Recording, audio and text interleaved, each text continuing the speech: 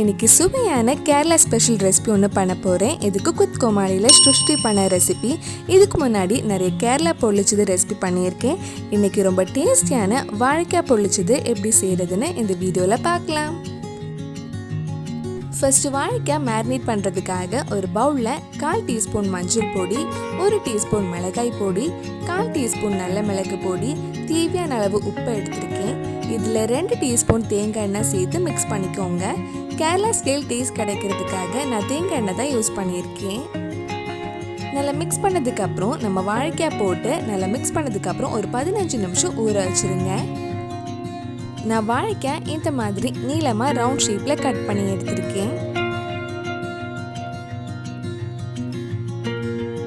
மசாலாலாம் தடவி கொஞ்சம் நேரம் ஊறினதுக்கப்புறம் நம்ம இதை ஃப்ரை பண்ணி எடுக்கலாம். ஃப்ரை பண்ணுறதுக்காக ஒரு கடாயில் கொஞ்சம் எண்ணெய் ஊற்றிருக்கேன்.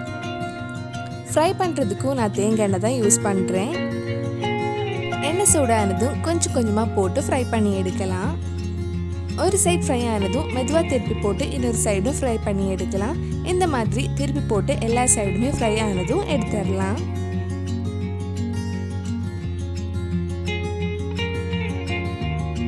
இதே மாதிரி மிச்சம் இருக்கிற வாழைக்காயும் ஃப்ரை பண்ணி எடுத்துக்கோங்க.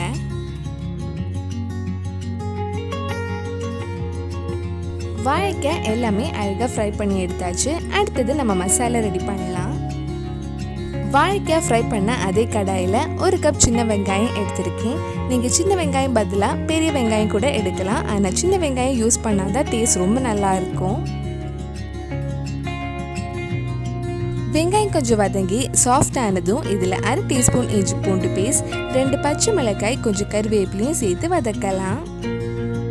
நம்ம சேனலில் இதுக்கு முன்னாடி சேனைக்கிழங்கு பொள்ளிச்சது, பன்னீர் பொள்ளிச்சது, ப்ரான் பொள்ளிச்சது, மீன் பொள்ளிச்சது எல்லாம் பண்ணியிருக்கேன். நீங்கள் இன்னும் அந்த ரெசிபிஸ் எல்லாம் பார்க்கலைன்னா அதோட லிங்க் டிஸ்கிரிப்ஷனில் இருக்குது. மறக்காமல் அந்த ரெசிபியும் போய் பாருங்கள். வெங்காயம் கொஞ்சம் வதங்கினதும் இதில் 1/4 டீஸ்பூன் மஞ்சள் பொடி, 3/4 டீஸ்பூன் மிளகாய் பொடி, 1 டீஸ்பூன் மல்லிப்பொடி, 1/4 டீஸ்பூன் கரம் மசாலா, தேவையான அளவு உப்பு சேர்த்து வதக்கலாம். அந்த மல்லிப்பொடி மிளகாய் பொடி பச்சை வாசனை போகிற வரைக்கும் கொஞ்சம் நேரம் வதக்கிக்கோங்க. பச்சை வாசனைலாம் போனதுக்கப்புறம் இதில் சின்னதாக கட் பண்ண ஒரு தக்காளியும் சேர்த்து வதக்கலாம். ஒரு 2 நிமிஷம் கிட்ட தக்காளி நல்லா வதக்கினதுக்கப்புறம் இது மூடி வச்சு வேக வைக்கலாம்.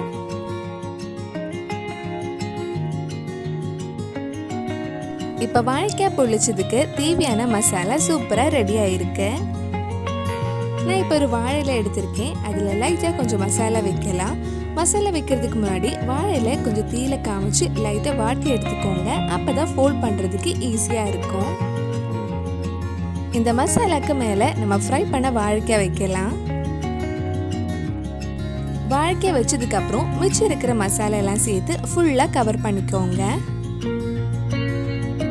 நல்ல வாசனை ஃப்ளேவர் கிடைக்கிறதுக்காக இதுக்கு மேலே சின்னதாக கட் பண்ண பெரிய வெங்காயம், கொஞ்சம் கருவேப்பிலையும், 2 டீஸ்பூன் தேங்காய் எண்ணெய் ஆட் பண்ணுறேன்.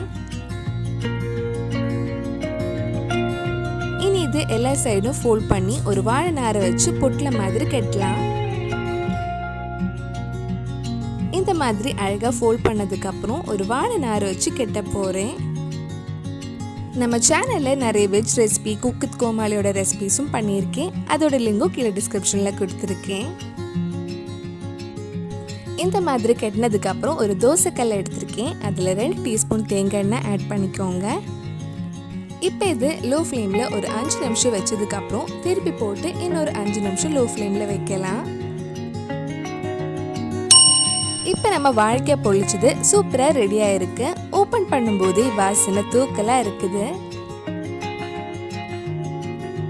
அவ்வளவுதான், ரொம்ப சுவையான கேரளா ஸ்டைல் வாழைக்காய் பொள்ளிச்சது ரெடி ஆயிடுச்சு. கண்டிப்பாக நீங்களும் இந்த ரெசிபி உங்கள் வீட்டில் செஞ்சு பாருங்க. பிடிச்சிருந்தா இந்த வீடியோவை லைக் பண்ணுங்க, உங்கள் ஃப்ரெண்ட்ஸ் அண்ட் ஃபேமிலிக்கு ஷேர் பண்ணுங்க.